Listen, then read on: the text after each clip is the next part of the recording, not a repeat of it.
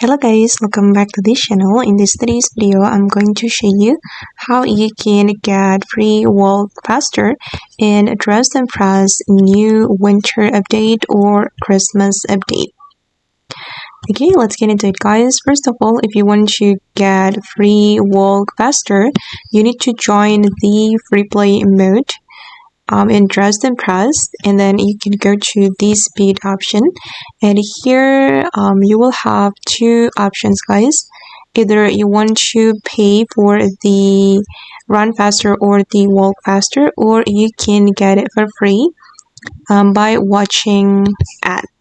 Okay, and the ad is only 5 seconds guys, so it doesn't take long time, and as you can see, I've earned run faster or walk faster for 2 minutes.